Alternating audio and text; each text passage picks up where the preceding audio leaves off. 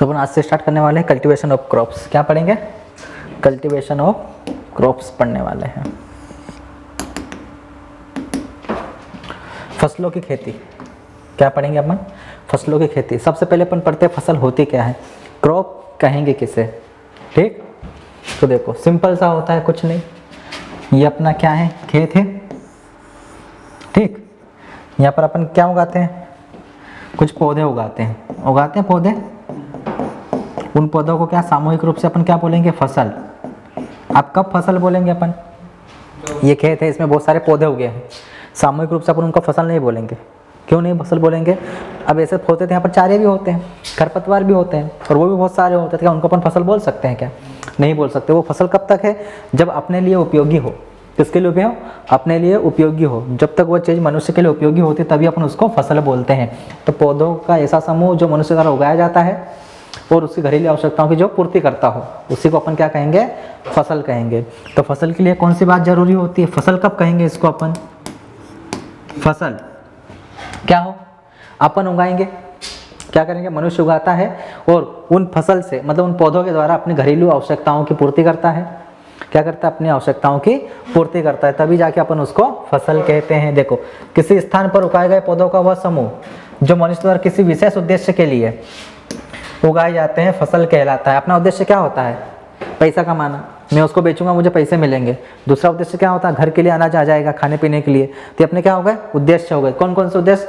पारिवारिक उद्देश्य पूर्ति के लिए व आर्थिक उद्देश्य। पारिवारिक मतलब क्या, घर के लिए खाने पीने के लिए आ जाएगा साहब, और आर्थिक मतलब बेचूंगा तो पैसा आ जाएगा। समझ में आ गया? तो उसी को अपन फसल कहेंगे। अब चारे को बेचने से क्या होता है, चारा अपने लिए उपयोगी नहीं होता है, खरपतवार, ठीक है ना। चलो, उसको फसल अपन नहीं कहेंगे।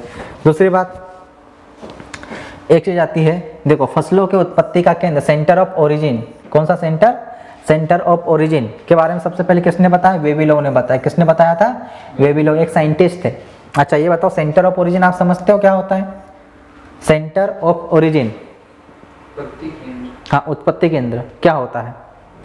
इसकी हिस्ट्री पता है आपको? कुछ इसकी कुछ हिस्ट्री पता है आपको? नहीं पता है? चलो अपन देखते हैं इधर से इसकी अपन, ये किधर गया, इधर आ जा रे तू, जरा हट तो सही। देखो इसकी थोड़ी सी एक बेसिक्स हिस्ट्री देख लो आप,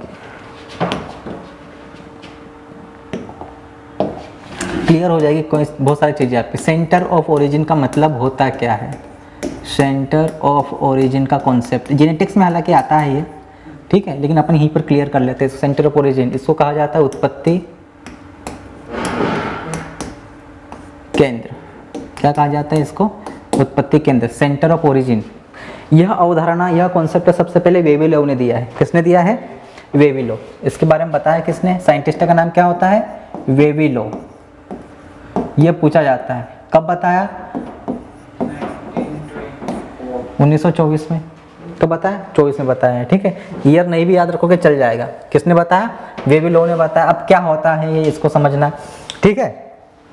ये अपने वेबिलो साहब, ये अपने कुछ साथियों के साथ में घूमे पूरी दुनिया में। क्या करें? पूरी दुनिया में घूमे और इन्होंने देखा यार, मान लो ये किसी हिस्से में गए, क्या गए, ये इस हिस्से में गए, ठीक है, और इस हिस्से में इनको कोई पौधा दिखा। क्या दिखा? पौधा दिखा। दिखे, अलग अलग प्रकार के पौधे दिखे, और इन्होंने देखा एक पर्टिकुलर हिस्सा है। क्या है? पर्टिकुलर हिस्सा है जहाँ पर क्या होता है, ये पौधे मैक्सिमम पॉपुलेशन है इनके, यहाँ पर क्या है, इनकी जनसंख्या क्या है, इस एरिया में ज़्यादा है। क्या है? जनसंख्या ज़्यादा है यहाँ पर इनकी, और ये सिर्फ यहीं पर मिल रहे, कोई दूसरी जगह नहीं है। क्या है? ये इसी एरिया में मिल रहे कुछ पौधे। जैसे मान लो ये पौधा कोई सा, मान लो जैसे गेहूँ का पौधा है, ये क्या है?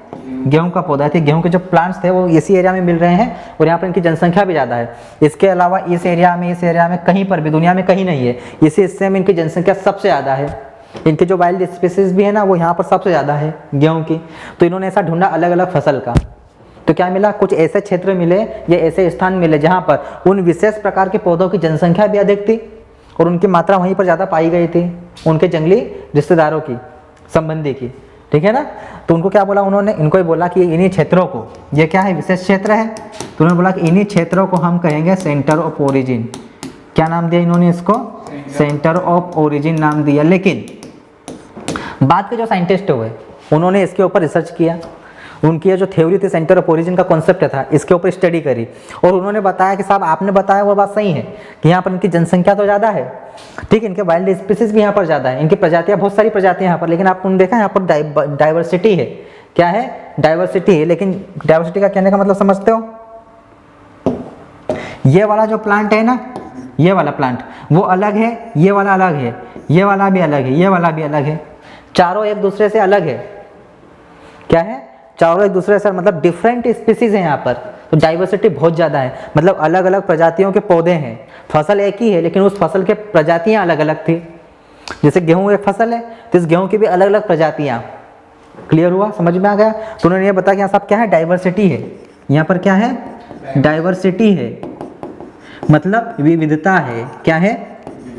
विविधता है। वेरिएशन बहुत ज़्यादा है यहाँ पर। क्या है?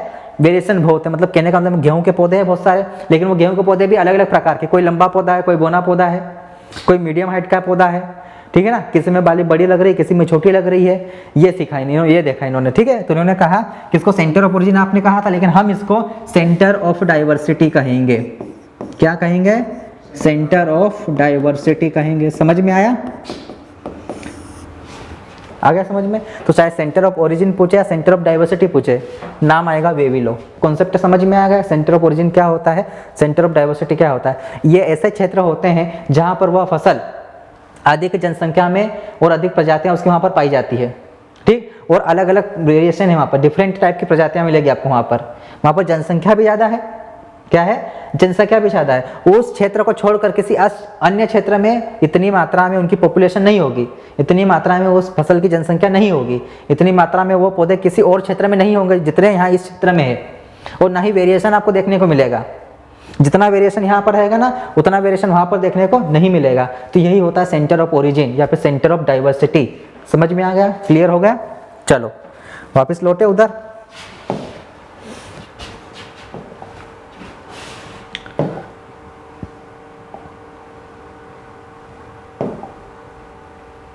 देखो ये आ गया सेंटर ऑफ ओरिजिन का कॉन्सेप्ट किसने दिया है? तो वेविलो ने दिया है। किसने दिया? वेविलो ने दिया। होता क्या है मैंने आपको बता दिया है, ठीक है। तो आगे बढ़ते अपन। देखो अब डिफरेंट टाइप की जो क्रॉप्स होती है, क्या होती है? क्रॉप्स उनको अलग अलग फैमिली में बांट दिया गया है, तो इसको समझाने वाली कोई बात नहीं है, ठीक है ना। क्वेश्चन वैसे भी बहुत कम बनते हैं आजकल, कोई पूछता नहीं यहाँ से। अब वो जमाना गया जब साइंटिफिक नेम से और फैमिली से क्वेश्चन बनते थे, खास करके फसलों में। इसमें नया नाम पुराना नाम? हाँ ये वही है, नया नाम और पुराना नाम। ये देखो इसमें से कोई क्वेश्चन बनते हैं? अब नहीं बनते। वो जमाना गया जब जो एग्जामिनर होता था वो पूछता था कि भाई ग्रेमिनी का नया नाम क्या है, पोएसी है इसका नाम, नया नाम क्या है। वो आज जमाना नहीं बनता, लेकिन फिर भी हमने नोट्स में दे दिया है। आप ये टेबल एक बार याद कर लेना आपके हिसाब से, ठीक है। समझ में आ गया? अब देखो तो अपन पढ़ने वाले क्या है, ये देखो मैं आपको बताता हूँ। अपन सबसे पहले पढ़ेंगे सीरियल्स क्रॉप। क्या पढ़ने वाले हैं? सीरियल्स क्रॉप पढ़ने वाले हैं, ठीक है। तो जो आपको वर्ड दिख रहा है, सीरियल शब्द दिख रहा है, क्या दिख रहा है? यहाँ पर एक शब्द दिख रहा होगा आपको साहब, किधर गया ये शब्द? अनाज। सीरियल शब्द दिख रहा है आपको लिखा हुआ, क्या दिख रहा है? सीरियल। क्वेश्चन पूछ ले सीरियल किस भाषा का शब्द है, तो यह एक अंग्रेजी भाषा का शब्द है। किस भाषा का शब्द है सीरियल? अंग्रेजी भाषा का शब्द है। किस भाषा का शब्द है? अंग्रेजी भाषा का शब्द है। ये सीरियल, ये वर्ड, ये अंग्रेजी भाषा का शब्द है। समझना मैं कहना क्या चाहता हूँ, ये अंग्रेजी भाषा का शब्द है, लेकिन ये किस भाषा से बना हुआ है? ये किस भाषा से बना हुआ है? तो ये एक रोमन भाषा का एक शब्द होता है। वो शब्द कौन सा होता है? सीरीज। वो शब्द कौन सा था? सीरीज। ये शब्द था, और ये शब्द किस भाषा का है? ये रोमन भाषा का शब्द है। कौन सा है? रोमन भाषा का शब्द है। और इस रोमन भाषा के सीरीज शब्द से बना है सीरियल। इस सीरीज का अर्थ क्या होता है? अगर मैं इस सीरीज का अर्थ बताऊं आपको कि इसका अर्थ क्या होता है, ठीक है, तो इसका अर्थ होता है अनाजों की देवी, क्वीन ऑफ सीरियल्स। क्या होता है? अनाजों की देवी, अनाजों की देवी या अनाजों की रानी, दोनों बोल सकते हो आप। गॉडेज ऑफ सीरियल्स भी बोल सकते हैं अपन, या फिर क्वीन ऑफ सीरियल्स भी बोल सकते हैं। क्लियर हो गया? याद रखना, इसको कहा जाता है अनाजों की देवी। तो अपन इनको ही पढ़ने वाले, सीरियल क्रॉप्स को अपन क्या करेंगे? स्टडी करेंगे। देखो जो सीरियल शब्द होता है वह सीरीज शब्द से बना है, जिसका अर्थ होता है, यहाँ पर रोमन की देवी लिखा है, अनाजों की देवी। क्या होता है ये? अनाजों की देवी होता है, जिसका अर्थ क्या होता है? अनाजों की देवी, रोमन देवी नहीं, अनाजों की देवी। ठीक है, इस चीज को याद रखना आप। दूसरा एक और टर्म आती है यहाँ पर, ये तो समझ गए आप, ठीक है ना। बहुत सारी क्रॉप पढ़ेंगे अलग अलग, सीरियल पढ़ने वाले हैं, पल्स पढ़ने वाले हैं, ओइलसीड पढ़ने वाले हैं अपन, माइनर मिलेट्स पढ़ने वाले हैं अपन। क्लियर हो गया? फाइबरस कैश क्रॉप सारी चीज अपन देखने वाले हैं यहाँ पर। अब देखो ये सीरियल समझ में आ गया ना। अब एक वो टर्म यूज की जाती है साहब, थोड़ा देख लो उसको। एक टर्म यूज होती है फूड ग्रेन। आपने सुना होगा, सामने वाला एग्जामिनर क्वेश्चन पूछता है कि इंडिया का रिसेंट फूड ग्रेन प्रोडक्शन कितना है, फूड ग्रेन प्रोडक्शन। तो इस फूड ग्रेन का मतलब समझते हो, कहना क्या पूछ क्या रहा आपसे? वो पूछता है इस फूड ग्रेन का मतलब होता है जब सीरियल और पल्स क्या होती है, जो सीरियल क्रॉप होती है, जो पल्स क्रॉप्स होती है ना, इन दोनों को कंबाइन रूप से अपन बोलते हैं फूड ग्रेन, खाद्यान्न फसलें। कौन से फसलें? खाद्यान्न फसलें। खाद्यान्न मतलब खाई जाने वाली फसलें। मेन अपनी कौन सी है? सीरियल। अनाजों को ज़्यादा अपन कंज्यूम करते हैं, साथ में दालों को भी खाते हैं। तो अनाज वाली फसलें और दाल वाली फसलें, इन दोनों को सम्मिलित रूप से अपन खाद्यान्न फसल कहते हैं। क्या कहते हैं? खाद्यान्न फसल कहते हैं, फूड ग्रेन कहते हैं। तो याद रखना, एग्जामिनर अगर आपको पूछे कि फूड ग्रेन प्रोडक्शन कितना है इंडिया का, तो आपको क्या बताना है? टोटल प्रोडक्शन बताना है। इसका मतलब वो पर्टिकुलर पूछे तब कि सीरियल प्रोडक्शन कितना है, पल्स प्रोडक्शन कितना है। ठीक है, आपके नोट्स में दिया है कितना सीरियल प्रोडक्शन है, इतना पल्स प्रोडक्शन है, दोनों को जोड़ दोगे तो फूड ग्रेन प्रोडक्शन निकल आएगा। वो कंफ्यूज करता अपने को, तो फूड ग्रेन मैंने समझा दिया आपको, समझ में आ गया। वैसे क्वेश्चन पूछता है आजकल उसका पूछने का तरीका जरा चेंज हो चुका है सामने वाला का। वो सोचता है कि आप भी सोचे, क्या करें आप, जरा उस पर बातचीत करें, विचार करें, विमर्श करें, तब जाके उसका आंसर आप निकाल सकें। ठीक, तो फूड ग्रेन का मतलब क्या होता है? ये देखो, खाद्यान्न, फूड ग्रेन में सीरियल्स भी आती है और पल्सेस आती है, दोनों। फूड ग्रेन का मतलब क्या होता है? सीरियल और पल्सेस, सारी क्रॉप नहीं, सिर्फ सीरियल और पल्स को ही अपन मिलाकर फूड ग्रेन कहेंगे। क्लियर हो गया? चलो अब एक और बात याद रख लो, ये देखो कि विश्व में क्षेत्रफल व उत्पादन की दृष्टि से फसलों का क्रम, कि पूरे विश्व में सबसे ज्यादा क्षेत्रफल पर कौन सी क्रॉप लगाते हैं? गेहूं। कौन सी क्रॉप लगाई जाती है? गेहूं। उत्पादन भी इसी का होता है, फिर होती है धान, फिर होती है मक्का। क्लियर हो गया? लेकिन अगर भारत आ जाए, ठीक, तो धान फर्स्ट पे आ जाए, गेहूं सेकंड पे हो जाएगी। ठीक, क्लियर हो गया? कोई दिक्कत यहाँ से? हाँ, चलो उसके बाद में देखो एक और आप सिंपल सी बात याद रख लेना। देखो अपन अलग अलग प्रकार की क्रॉप पढ़ेंगे ना, खास करके आप किसके बारे में? देखो 4 प्रकार की क्रॉप के बारे में याद रखना। कौन से 4 प्रकार की? देखो, एक तो ग्रेमिनी कुल की फसल, एक लेग्यूमिनेसी कुल की फसल, एक क्रूसीफेरी की और एक मालवेसी फैमिली की। ठीक है, मतलब बात करो अनाज वाली फसल, दाल वाली फसल, फिर उसके बाद में कृषि वाली फसल, मतलब लगभग वो तेल वाली फसलें अपनी। ठीक है ना, और कपास आ जाएगा अपना, कॉटन आ जाएगा। ठीक है ना, तो इनका जो क्या होता है, फल होता है, उस फल को अपन क्या कहते हैं, इस पर से क्वेश्चन पूछा जाता है कि इनके फल को क्या कहा जाता है। ठीक, तो जो ग्रेमिनी फूल है उसके फल को कैरियोप्सिस कहा जाता है। ठीक है, उसके अंदर जो लेग्यूमिनेसी होता है उसके फल को लेग्यूम भी कहा जाता है, पोड भी कहा जाता है, फली भी कहा जाता है। लेकिन मूंगफली में इसको लोमेंटम कहा जाता है। क्या कहा जाता है? मूंगफली में इसको लोमेंटम कहा जाता है। इस चीज को याद रखना, मूंगफली एक अपवाद है, वहां पर उसको लोमेंटम कहा जाता है। क्या कहा जाता है? लोमेंटम। बाकी सब में अपन क्या बोलेंगे? लेग्यूम बोलेंगे, पोड बोलेंगे। ठीक है ना, फली, जिसको हिंदी में फली कहा जाता है। सरसों में या क्रूसीफेरी कुल की जितनी भी फसलें आती है, ठीक है, उनमें उसको बोला जाता है सिलिकुआ। क्या बोला जाता है? सिलिकुआ। लेकिन याद रखना, मूली भी क्रूसीफेरी में ही आती है। जो मूली होती है ना आपकी सब्जी, वो भी किस में आती है? क्रूसीफेरी में आती है। लेकिन उसके फल को भी लोमेंटम कहा जाता है। क्या कहा जाता है? लोमेंटम कहा जाता है। ठीक, क्लियर हो गया? यहाँ पर भी लोमेंटम लिखा है, हाँ सही है, लोमेंटम कहा जाता है। क्या कहा जाता है? लोमेंटम कहा जाता है। और कपास, मालवेसी फैमिली में जितनी भी फसलें आती है, कपास हो गई चाहे भिंडी हो गई, ठीक है ना, तो उसको कहा जाता है कैप्सूल। क्या कहा जाता है? कैप्सूल। समझ में आ गया? क्लियर हो गया? इस चीज को आप लोग याद रखना। चलो आगे बढ़ते अपन। अब ये है कि कुछ फसलों के महत्वपूर्ण उत्पत्ति स्थान है, तो ये अपन जब पढ़ेंगे एक क्रॉप तब डिस्कस वहीं पर कर लेंगे, तो यहाँ पर बताने की जरूरत नहीं है। तो पहली क्रॉप आज की क्लास की है आपकी गेहूं। कौन सी क्रॉप? गेहूं के बारे में अपन पढ़ते हैं। ठीक, तो बोटनिकल नेम क्या होता है गेहूं का या वीट का? Triticum aestivum. क्या होता है?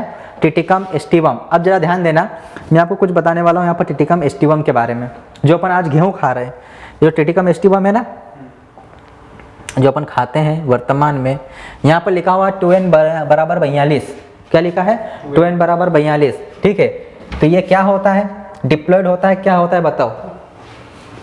मैंने आपको बताया था कि किसी के आगे अगर 2n लिखा हो तो उसका मतलब क्या होता है, 3n लिखा हो उसका मतलब क्या होता है, 4n लिखा हो उसका मतलब क्या होता है, 6n लिखा हो तो क्या होता है। मैंने सब बताया पहले भी, जब अपन उधर फ्रूट कल्टीवेशन पढ़ा था क्लियर कर दिया था मैंने, वहाँ सब एक एक चीज़ क्लियर कर दी पहले ही। मुझे मालूम था कि जब क्रॉप कल्टीवेशन करेंगे ना तो ये चीज़ें भी वहाँ पर वापस रिपीट होने वाली है। ठीक, तो 2n लिखा हो तो डिप्लॉयड होता है, 3n लिखा हो तो ट्रिप्लॉयड होता है, 4n लिखा हो तो टेट्राप्लॉयड होता है, 6n लिखा हो तो हेक्साप्लॉयड होता है। क्लियर हो गया? 6n में क्या होता है? हेक्साप्लॉयड, Hexa। ठीक है ना, 6 मतलब 6 आगे लिखा है ना, तो 6 के लिए अपन तो कौन सी टर्म यूज करते हैं, हेक्सा, है ना। तो यहाँ पर क्या लिखा है 2n, तो बताओ ये कैसा है, हाँ कैसा है, 2n बराबर 42 लिखा, मतलब ये किस प्रकार का है, ये होता है साहब आपका हेक्साप्लॉयड। आप बोलोगे सर यहाँ पर 2n लिखा और आप हेक्साप्लॉयड बोल रहे हो, एक्चुअल में अगर इसको देखा जाए तो ऐसा होता है 2n बराबर 6n या फिर 6x इक्वल टू 42, ये है, ये हेक्साप्लॉयड है। टिटिकम एस्टिवम क्या है आपका, हेक्साप्लॉयड होता है। क्या होता है, हेक्साप्लॉयड होता है। इसका कहने का मतलब होता है 6n कहाँ से हुआ, इसमें 3 अलग अलग स्पीसीज के जीनोम आए हैं। क्या है, 3 अलग अलग स्पीसीज के इसके अंदर जीनोम आए हैं। क्लियर हो गया? और ये कैसा होता है, हेक्साप्लॉयड आपका होता है। अब इसके ओरिजिन ये आया कहाँ से, ये टिटिकम एस्टिवम क्या पहले से ही था, ऐसा नहीं है साहब। ये जो है ना टिटिकम एस्टिवम जिसको अपन देख रहे हैं, ये दिया है प्रकृति ने अपने को। ठीक, इसको नेचर गिफ्ट समझ लो, आप गॉड गिफ्ट समझ लो, कुछ भी समझ लो, इंसानों के ऊपर रहम समझ लो भगवान का। ठीक है कि अपने पास खाने को कुछ नहीं था सही तरीके से, तो उन्होंने ये दे दिया अपने को एक किलो, जो भी करना हो इसके साथ करो, आप खाओ करो, कुछ भी बनाना हो करो। ठीक, चलो तो इस पर ज़रा ध्यान रख लो, नोट्स में इसको इंक्लूड कर लेना। नोट्स में अगर नहीं है, ठीक है ना, ये नोट्स में नहीं है, ठीक, ये नोट्स में नहीं है जो अभी मैं पढ़ाने जा रहा हूँ, तो आप इसको बाकायदा इंक्लूड कर सकते हैं अलग से। और ये है ओरिजिन नेशन ऑफ, कहानी की तरह समझना, समझ में आ जाएगा, टिटिकम एस्टिवम, क्योंकि अपन इसी को पढ़ने वाले हैं। अपन जो उगाते हैं ना इसी को उगाते हैं, किसको उगाते हैं, टिटिकम एस्टिवम को। ठीक है, और ये कैसा होता है, इसमें 2n बराबर 42 क्रोमोसोम होते हैं, और ये कैसा होता है, हेक्साप्लॉयड होता है। कैसा होता है, हेक्साप्लॉयड होता है। अब कहानी की तरह आपको सुनना है, सिर्फ क्या करना है, कहानी की तरह आपको सुनना है। देखो सबसे पहले क्या हुआ, ये बना कैसे, इसको देखने वाले, पॉइंट वाइज चलेंगे अपन। क्या करेंगे, पॉइंट वाइज में आपको बताऊंगा तो इजी हो जाएगा। सबसे पहली थिंग आप क्या रखनी पड़ेगी, कोई भी ये कल्टीवेटेड स्पीसीज है, कौन सी स्पीसीज है, कल्टीवेटेड, जिसका कल्टीवेशन किया जाता है। ठीक है ना। अब मुझे बताओ दुनिया में पहली बार कोई क्रॉप आई थी तो क्या डायरेक्ट इंसान ने उसका कल्टीवेशन शुरू कर दिया था, नहीं। क्योंकि जिन दुनिया में अगर गेहूं को किसी ने उगाया होगा, अपने जो पूर्वज थे आदि मानव, उन्होंने क्या किया होगा, गेहूं को उगाया होगा, तो वो टिटिकम एस्टिवम तो था नहीं, वो फिर क्या था, वो इसकी थी वाइल्ड स्पीसीज। क्या थी, इसकी वाइल्ड स्पीसीज, मतलब कि ये तो क्या है, ये एक फसली पौधा है जिसके अपन कल्टीवेशन करते हैं, जंगली पौधा नहीं है। लेकिन अपने जो पूर्वज थे आदि मानव, उन्होंने क्या उगाया होगा, इसका जंगली प्रजाति उगाई होगी। क्या उगाई होगी, इसकी एक जंगली प्रजाति उगाई होगी, बाकायदा। सही बात है वो तो, क्योंकि ये तो अभी है ना, अभी के दौर में, उस टाइम पे नहीं था जब अपने पूर्वज आदि मानव थे। उस टाइम पे तो जंगली फॉर्म में मिलता था। किस फॉर्म में मिलता था ये अपने को, इसका जंगली रूप था। ठीक, तो वेराइटी ये स्पीसीज कौन थी इसकी, एक वाइल्ड स्पीसीज थी साहब। क्या थी इसकी, एक वाइल्ड स्पीसीज थी, जंगली प्रजाति जिसको बोला जाता है। ठीक है, कौन सी थी वो जंगली प्रजाति, वो थी टिटिकम। टिटिकम अब सिर्फ टी लिख दूंगा मैं, समझ जाना, टिटिकम में सिर्फ शॉर्ट में लिख रहा हूँ ट्री। बायोटिकम, टिटिकम बोइटिकम, ये थी एक प्रजाति, वाइल्ड स्पीसीज थी। क्या थी साहब, ये एक वाइल्ड स्पीसीज थी। कौन सी, टिटिकम बोइटिकम, इसको याद रखना। कौन सी वाइल्ड स्पीसीज थी, टिटिकम बोइटिकम थी। अब क्या हुआ, इसमें प्राकृतिक रूप से चयन की प्रक्रिया शुरू हुई, नेचुरल सिलेक्शन हुआ इसमें। क्या हुआ, नेचुरल सिलेक्शन। अगर आप जाओगे ब्रीडिंग पढ़ोगे, जेनेटिक ब्रीडिंग, ठीक है, तो ब्रीडिंग मेथड्स आती, क्या आती है, ब्रीडिंग की मेथड्स आती है अलग अलग। तो मेन 2 टाइप्स की मेथड्स होती है ब्रीडिंग में अगर देखा जाए तो मेनली, ठीक है ना। एक होती है नेचुरल मेथड, ठीक है, और एक होती है आर्टिफिशियल मेथड। क्या होती है, आर्टिफिशियल मेथड भी यहाँ पर होती है। प्राकृतिक विधि और एक कृत्रिम विधि होती है। कृत्रिम विधि जो मनुष्य करता है, प्राकृतिक विधि जो कि प्रकृति के द्वारा होता है। तो ठीक, नेचुरल मेथड में एक आता है सिलेक्शन प्रोसेस। क्या होती है, एक मेथड होती है सिलेक्शन, और ये होता है चयन। क्या होता है, चयन बोलते हैं इसको, या फिर इसी को वर्ण बोलते हैं। क्या बोलते हैं, वरण। और ये भी 2 टाइप का होता है। कितने टाइप का होता है? 2 टाइप का। एक होता है प्योर लाइन सिलेक्शन और एक होता है मास सिलेक्शन। क्या होता है? मास सिलेक्शन। कभी जेनेटिक्स पे बात हुई तो फिर देखेंगे कि प्योर लाइन सिलेक्शन होता है क्या, मास सिलेक्शन होता क्या है। हालांकि नाम से ही समझ में आ गया होगा, लेकिन फिर भी देख लो। तो क्या हुआ? नेचुरल सिलेक्शन हुआ। नेचुरल सिलेक्शन समझते हो? नेचुरल सिलेक्शन समझते हो? आपने डार्विन की एक बात सुनी होगी, चार्ल्स डार्विन नाम का एक वैज्ञानिक सुना है? चार्ल्स डार्विन नाम सुना है ना, डार्विन? तो उसने एक क्या प्रकृति चयनवाद थ्योरी दी थी। नेचुरल सिलेक्शन जो है ना, नेचुरल सिलेक्शन, ये आपने सुना होगा। इन्होंने क्या दिया था? प्राकृतिक चयनवाद दिया था, एक थ्योरी दी थी प्राकृतिक चयनवाद। और इनका कहना था कि प्रकृति में वही चीज रहेगी जो प्रकृति के अनुरूप ढल सकती है। प्रकृति में वही चीज सरवाइव कर सकती है, वही जीवित रह सकता है प्रकृति के अंदर, नेचर के अंदर, जो नेचर के अकॉर्डिंग, प्रकृति के अनुसार चले, अपनी मनमानी ना करता हो, वही इसमें दुनिया में जीवित रह सकता है जो प्रकृति के अनुसार चलेगा, जो नेचर का कहना मानेगा। क्लियर हुआ? ये चार्ल्स डार्विन ने बताया था। ठीक, तो यहाँ पर भी वही हुआ। प्रकृति ने क्या किया? इसके अंदर सिलेक्शन किया। क्या किया? सिलेक्शन किया। इस वाइल्ड स्पीसीज के अंदर एक नेचुरल सिलेक्शन हुआ। अब नेचुरल सिलेक्शन से क्या बन गई? एक नई स्पीसीज बन गई। क्या बन गई साहब? एक नई स्पीसीज बन गई। सिलेक्शन तो समझ में आया ना? सिलेक्शन होता क्या है? क्या होता है सिलेक्शन? मान लो ये एरिया है, यहाँ पर बहुत सारे गेहूं के पौधे लगे हैं। क्या लगे हैं? ये बहुत सारे प्लांट्स होते हैं। ठीक, 100 प्लांट, 200 प्लांट, जितने भी आपको समझना है। मुझे बताओ, सारे के सारे प्लांट क्या अच्छी क्वालिटी के होते हैं? सारे के सारे प्लांट। अब जैसे क्या किए मैंने, यहाँ पर 100 प्लांट है, ठीक है, ये उगे कितने प्लांट हैं? जर्मिनेशन 100 प्लांट का हो चुका है। अब मुझे बताओ, जब कटाई करूंगा, हार्वेस्टिंग करूंगा, तो क्या पूरे 100 प्लांट की कर सकूंगा? नहीं। इसमें से कुछ प्लांट ऐसे हो जाएंगे जिन पर इंसेक्ट पेस्ट का अटैक होगा, वो मर जाएंगे। कुछ प्लांट ऐसे हो जाएंगे जिनका जर्मिनेशन ही नहीं होगा। कुछ प्लांट ऐसे हो जाएंगे जब हार्वेस्टिंग का टाइम आते रहेगा तब तक खुद वो मर जाएंगे, कहीं किसी न किसी कारण से वो खत्म हो जाएंगे। तो जो प्लांट बच जाते हैं, मतलब क्या, वो सिलेक्ट हो चुके हैं। क्या हो चुके हैं? वो सिलेक्ट हो चुके हैं। और जो मर गए, प्रकृति ने उनको क्या कर दिया कि प्रकृति ने जो भी कंडीशन वहां पर क्रिएट करी थी, वो उनको झेल नहीं पाए। क्या कर पाए? झेल नहीं पाए। ठीक है ना, एडॉप्ट नहीं कर पाए। जब एडॉप्ट नहीं कर पाए, प्रकृति ने क्या बोला? मुझे तुम्हारी कोई जरूरत नहीं है, ठीक है, पहाड़ में जाओ तुम लोग। ठीक, यही होता है सिलेक्शन। क्या होता है? सिलेक्शन। किसी एग्जाम में 10,000 बच्चे बैठते हैं, लेकिन लिमिटेड सीटों पर ही सिलेक्शन होता है। मतलब क्या हुआ? वो एक सिचुएशन उन्होंने क्रिएट कर दी है। जैसे व्यापम ने अभी आ रही हो के पद दे दिया 1852। अब फॉर्म भले हजारों व्यक्तियों ने डाला, लेकिन सिलेक्शन कितने का होगा? सिर्फ 1852 का। मतलब वो 1852 बच्चे उस आर्योग बनने के लिए कैपेबल है। क्रिएट हो गया, तो व्यापम अपने लिए क्या हो गया? नेचर हो गया। समझ में आ गया? तो ये होता है नेचुरल सिलेक्शन। नेचर अपने हिसाब से समझ जाती है कि मैं कुछ कैसा भी कर दूं, एटमॉस्फेयर कैसा भी एनवायरनमेंट कर दूंगा, ये झेल लेंगे उस चीज को। और जिसने झेल लिया उसकी बल्ले बल्ले हो गई, हो गया। तो ये झेल लिया था भाई साहब ने। ठीक है, तो इसमें क्या हुआ साहब? इसके अंदर हुआ प्राकृतिक चयन। क्या हुआ? प्राकृतिक रूप से क्या हुआ? इसके अंदर चयन हुआ, जिसको अपन क्या बोलते हैं? नेचुरल सिलेक्शन कहते हैं। Natural selection. देखो मजा आ रहा है कि नहीं? हाँ, तो कहानी से ही समझना, तभी मजा आएगा। अगर वैसे समझने लग गई ना, बिल्कुल दिमाग के ऊपर बटन लेके, जरा भी कुछ भी समझ में नहीं आने वाला आपको। ठीक है, चलो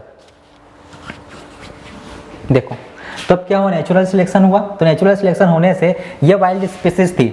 क्या थी? वाइल्ड स्पीसीज थी। किस में कन्वर्ट हो गई? कल्टीवेटेड स्पीसीज में। किस में कन्वर्ट हो गई है? कल्टीवेटेड स्पीसीज में। मतलब अब इसकी खेती करने लग गए किसान। क्या करने लग गए? इसकी फिर खेती करने लगे साहब, बड़े लेवल पर खेती कर। इसका चयन किया। देखो ये वाइल्ड स्पीसीज थी ना, ये वाली, मतलब ये कोई सा पौधा है, बहुत सारे पौधे जो अपने पूर्वजों ने उगाए करे, कुछ भी हुए, ठीक है। तो पीढ़ी दर पीढ़ी वो उगते रहे, उसमें सिलेक्शन होता रहा। और लास्ट में अपना जब दौर आया, ठीक है ना, जब किसान समझदार हुए, साइंटिस्ट लोग समझने लगे ये चीज़ ये होती है, तो उनके रिसर्च के अकॉर्डिंग उनका ऐसा कहना है कि ये कन्वर्ट होकर ये आई है जिसकी तुम अभी कल्टीवेशन कर रहे हो। समझ में आएगा? तो ऑटोमेटिक हुआ है वो सिलेक्शन, और वो पौधा अपने को मिल गया है, ठीक है। तो कौन सी मिल गई? वो कल्टीवेटेड स्पीसीज। उस कल्टीवेटेड स्पीसीज को आप सभी लोग पहचानते हो, कौन सी? पढ़ा है आप लोगों ने? पढ़ी है कि नहीं? इसलिए बोलता हूँ, सुंडा उंडा मत पढ़ा करो। टिटिकम मोनोकोकम अपन पढ़ेंगे भी। कौन सी है वो? टिटिकम मोनोकोकम। टिटिकम मोनोकोकम इसमें बदल गई और इसको किसान उगाते हैं। तो first cultivated species of wheat, ये पहली कल्टीवेटेड स्पीसीज है गेहूं की। और ये कैसी थी, ये जो स्पीसीज थी ना, ये कैसे टिटिकम बायोटिकम, ये डिप्लॉइड थी। कैसे थी ये? डिप्लॉइड। डिप्लॉइड मतलब 2n बराबर इसके अंदर कितने थे? 14 क्रोमोसोम थे। इसका जीनोम क्या था? जीनोम कैपिटल ए क्या था? कैपिटल ए था। क्लियर हो गया? ठीक, समझ में आ गया? चलो, तो ये क्या हो गया अपनी मोनोकोकम। इसको किस नाम से जाना जाता है? टिटिकम मोनोकोकम को एकोर्नविट के नाम से इसको जाना जाता है। एकोर्नविट, इसको क्या बोला जाता है? एकोर्नविट। कौन सा विट? एकोर्नविट के नाम से इसको जाना जाता है। किसको? टिटिकम मोनोकोकम को। ठीक है, और इसको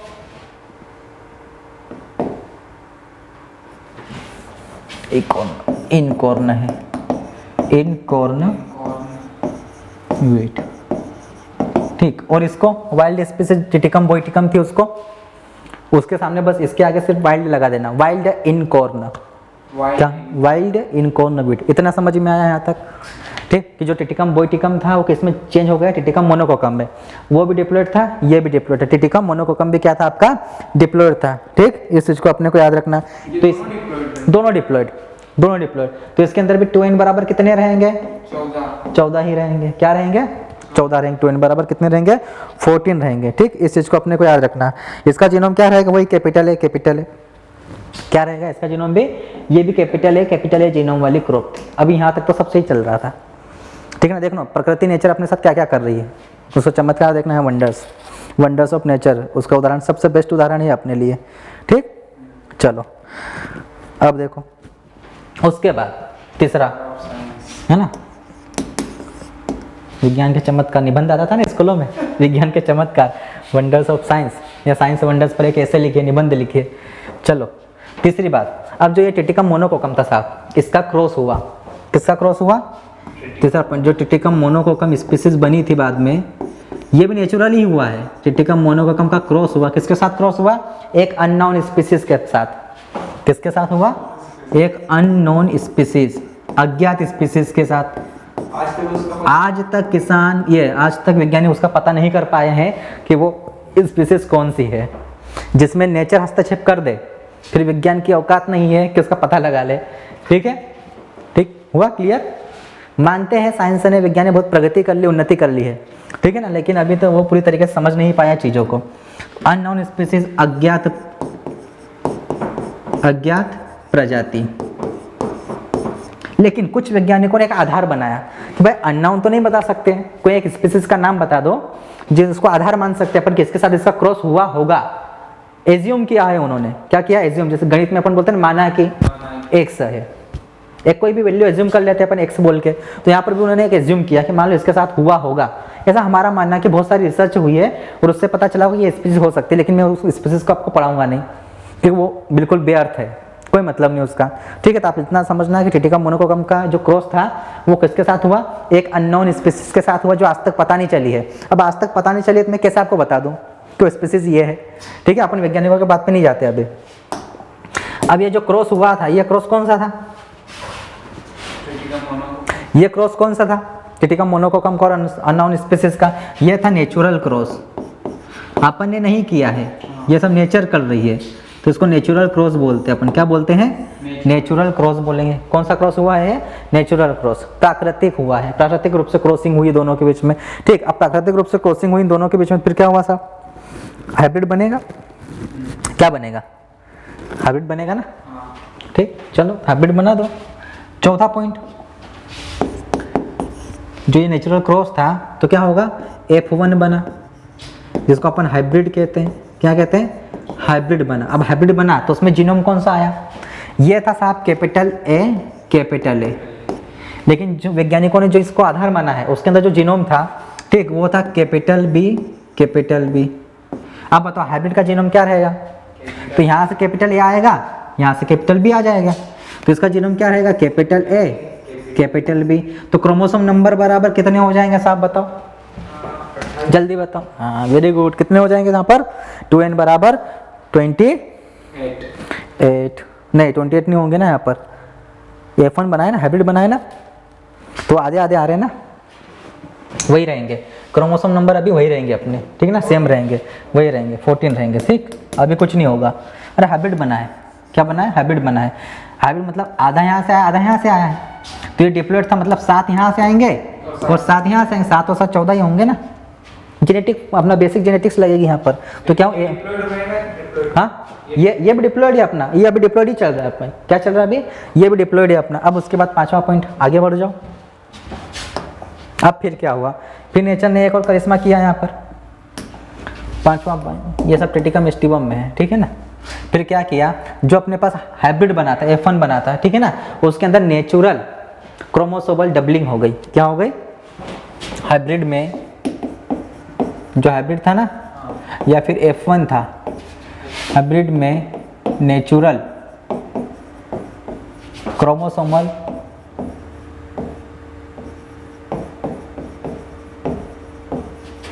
डबलिंग हो गई। क्रोमोसोमल डबलिंग का मतलब समझते हो क्या होता है, जेनेटिक्स का थोड़ा सा मतलब पता है, क्रोमोसोम का डबल हो जाना।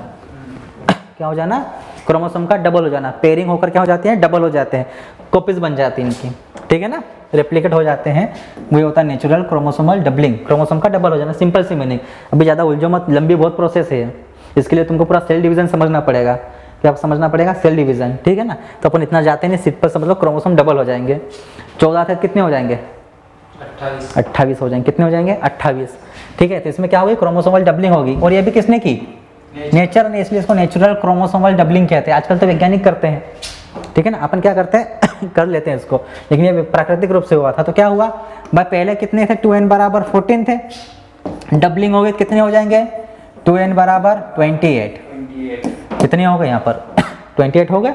अब समझना, यहाँ पर 28 हुए, साथ ही साथ जो जीनोम था, क्या था, पहली बात तो ये क्लियर हो गई, एक चेंज ये आएगा, जब क्रोमोसोमल डबलिंग होगी तो ये चेंज आएगा। उसके बाद दूसरा काम क्या हुआ यहाँ पर, कि जो जीनोम था पहले कैपिटल ए और कैपिटल बी था, तो डबलिंग होना मतलब कैपिटल ए 2 हो जाएंगे, कैपिटल बी भी 2 हो जाएंगे। भाई क्रोमोसोम का डबल होना बोल रहे हैं ना, तो जीनोम भी डबलिंग होगा, तो कैपिटल ए 1 था, तो 1 से कितने हो गए, 2, ये भी 2 हो जाएगा। समझ में आ गई बात, तो जीनोम भी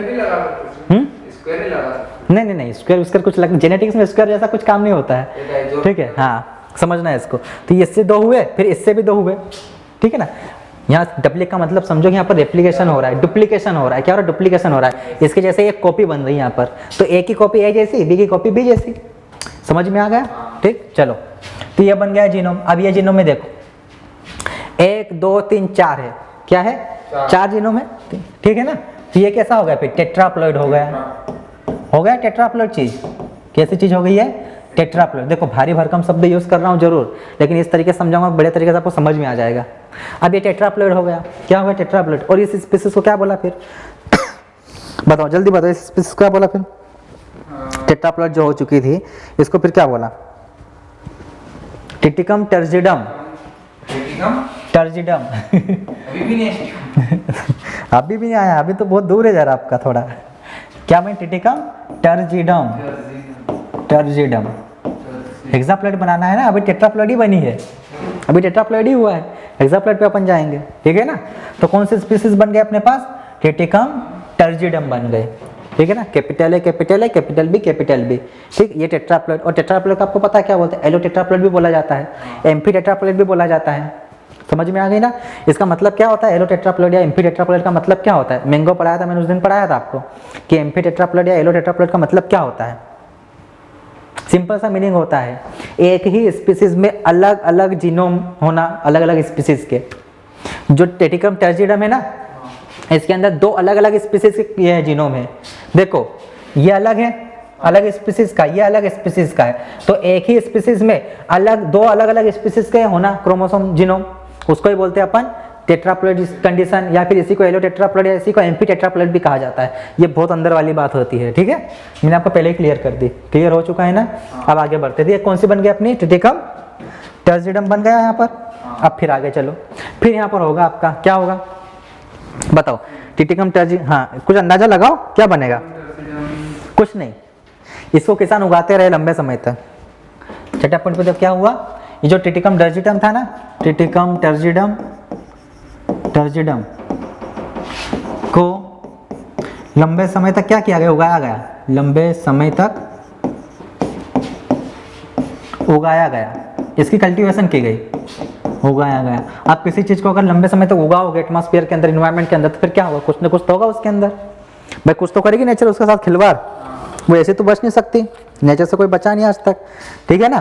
तब हुआ क्या साहब इसके अंदर, इसको लंबे समय तक अपन उगाते रहे, तो फिर एक क्रॉस हो गया, एक और स्पीसीज थी, फिर इसका क्रॉस टिटिकम टर्जिडम का क्रॉस हो गया उसके साथ, टोस्ची के साथ। अजीबोगरीब नाम है यार इनके। देखो टिटिकम जो टर्जिडम था, टिटिकम टर्जिडम जो स्पीसीज, इसका क्रॉस हो गया, ठीक। कौन सी स्पीसीज के साथ क्रॉस हो गया, टिटिकम टोस्ची, टोस्ची, टोस्ची, टिटिकम टोस्ची के साथ इसका क्रॉस हो गया सब लोग। छठे में तो कुछ नहीं हुआ।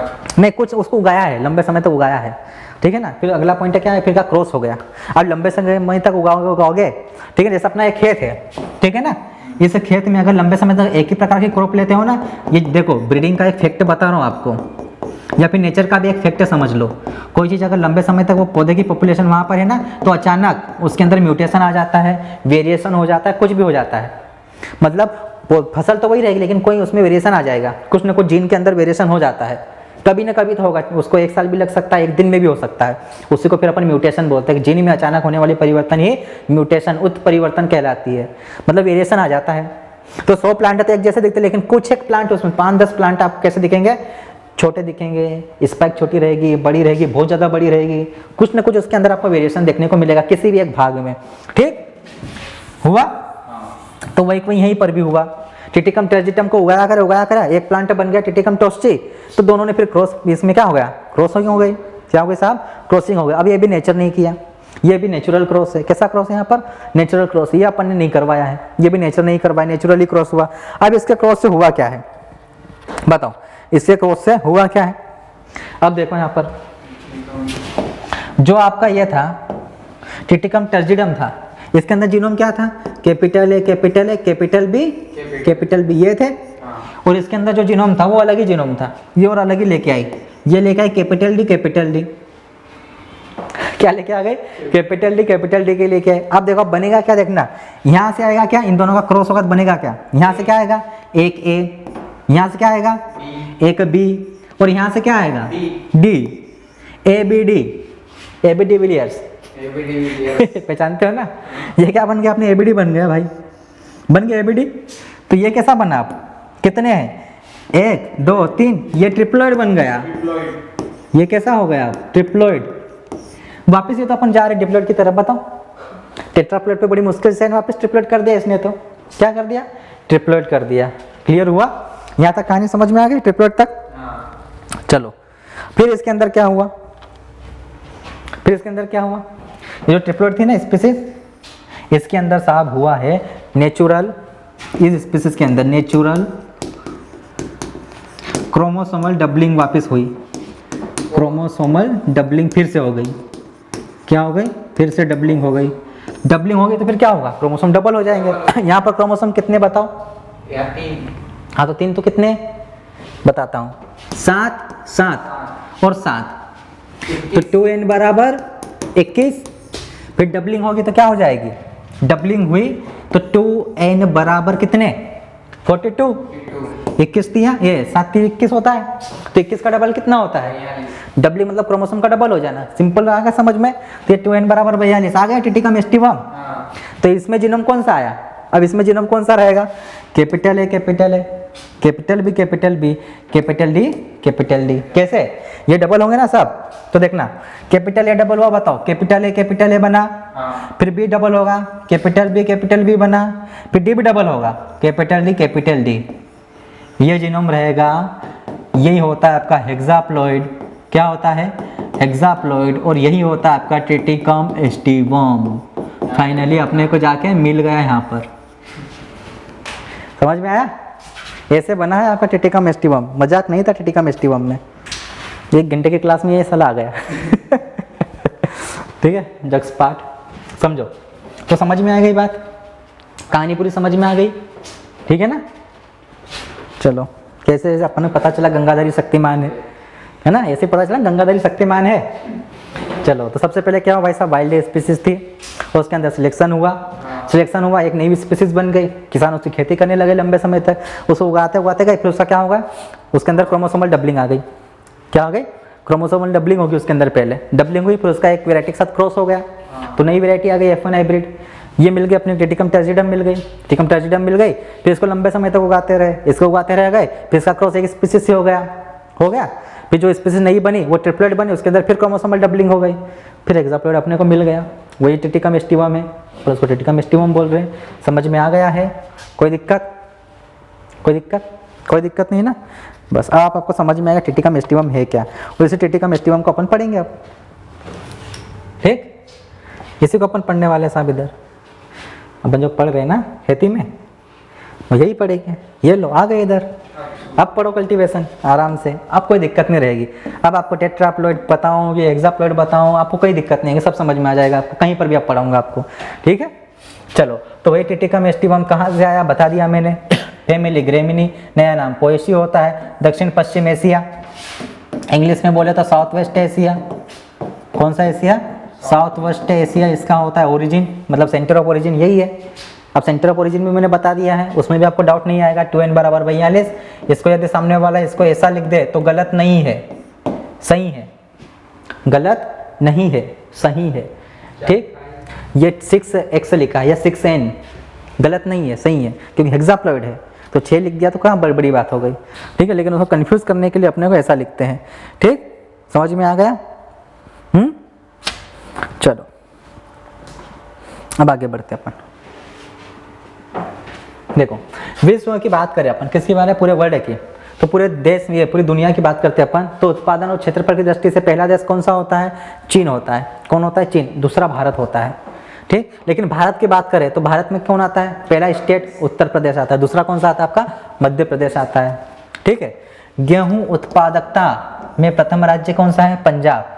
अच्छा, आपको ये पता है प्रोडक्शन और प्रोडक्टिविटी में अंतर क्या होता है? बता सकते हो कि प्रोडक्शन,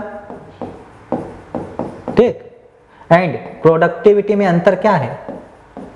प्रोडक्टिविटी,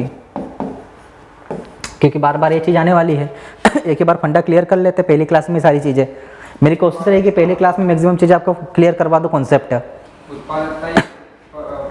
प्रोडक्शन को हिंदी में बोलते हैं उत्पादन, और प्रोडक्टिविटी मतलब होती है उत्पादकता। दोनों में एक मेजर डिफरेंस होता है, वो होता है कि अंतर क्या है? कैसे डिफाइन करोगे कि इसको अपन उत्पादन बोलेंगे इसको अपन उत्पादकता बोलेंगे, सॉरी। उत्पादन मतलब मेजर कहाँ पे हो रहा है? अच्छा, और उत्पादकता मतलब तो मतलब कहाँ पर हो रहा है? कितना पर हेक्टेयर? ऐसा नहीं है, देखो समझो इसको। उत्पादन का मतलब होता है जैसे एक किसान हो, आप हो, ठीक है, आपके पास एक खेत है, खेत कितना है आपके पास? है 5 हेक्टेयर है। कितनी जमीन है आपके पास? है 5 हेक्टेयर जमीन है। कितनी है? 5 हेक्टेयर। इस पूरे 5 हेक्टेयर में आपने क्या लगा दिया? मान लो गेहूं लगा दिया है। क्या लगा दिया है? लगा दिया। 5 हेक्टेयर जमीन है आपके पास। कितनी है? 5 हेक्टेयर जमीन। समझना, ध्यान से सुनना, बहुत ईजी है, कोई बड़ी बात नहीं होती है। 5 हेक्टेयर में आपने गेहूं लगा दिया है, तो इस 5 हेक्टेयर में मान लो पूरे गेहूं का उत्पादन कितना निकला है साहब? पूरे गेहूं का उत्पादन कितना निकला है? मान लो यहाँ पर निकला है 100 क्विंटल। समझ लो सिर पे ऐसे ही, कितना निकला? मान लो कि 100 क्विंटल निकला है 5 हेक्टेयर में गेहूं। कितना निकला आपका? 100 क्विंटल निकला है। ठीक, कितना निकला है? मतलब यील्ड कितनी आई है? 100 क्विंटल। तो पूरे एरिया से, पूरे क्षेत्र से जो यील्ड आती है उसी को अपन उत्पादन बोलते हैं, प्रोडक्शन। और ये 5 हेक्टेयर जमीन में से आपको 100 क्विंटल गेहूं मिला, ये यील्ड देती है आपकी उपज। तो पूरे क्षेत्र से जो उपज मिलती है वही आपका उत्पादन हुआ। ठीक है, लेकिन मैं बोलो कि 1 हेक्टेयर में बताओ आप मुझे तुम कि 1 हेक्टेयर में कितना गेहूं निकला? मान लो 1 हेक्टेयर में आपका निकला 20 क्विंटल। कितना निकला था साहब? 20 क्विंटल। तो ये 20 क्विंटल है आपकी प्रोडक्टिविटी, कि एक पर्टिकुलर एरिया में कितना उसका प्रोडक्शन होता है। क्या होता है? एक इकाई क्षेत्र में वो कितना उत्पादन दे रहे, उसको उत्पादकता बोला जाता है। और उत्पादन का मतलब होता है पूरे क्षेत्र में कितनी उपज हुई है। क्लियर हो गया? यहाँ से डाउट क्लियर होगा? पूरे 5 हेक्टेयर में 100 क्विंटल था, कितनी यील्ड निकली? 100 क्विंटल। तो उस यील्ड को अपन ने बोला वो अपना प्रोडक्शन है। क्या है? प्रोडक्शन है। टोटल आउटकम समझ लो कि जो जितना में अपना टोटल आउटकम होता है ना, वो अपने क्या होता है? प्रोडक्शन होता है। ठीक है, लेकिन प्रोडक्टिविटी में क्या है? एक पर्टिकुलर यूनिट ऑफ लैंड से प्रति इकाई क्षेत्रफल से आपको कितना प्रोडक्शन मिला है, वो होती है प्रोडक्टिविटी। क्या होती है? प्रोडक्टिविटी। बाकी यूनिट तो सबकी सेम है भाई, यूनिट तो सेम है ना, यूनिट से आप पहचान नहीं कर पाओगे। तो समझ में आ गया क्या होता है प्रोडक्शन एंड प्रोडक्टिविटी। ठीक, तो आज की क्लास अपन यहीं पर एंड करते हैं, कल से इसको कंटिन्यू करेंगे साहब। ठीक है, चलो तो रिवीजन करके आ जाना अच्छे से, बढ़िया तरीके से। कल क्वेश्चन पूछ लूंगा मैं आपसे।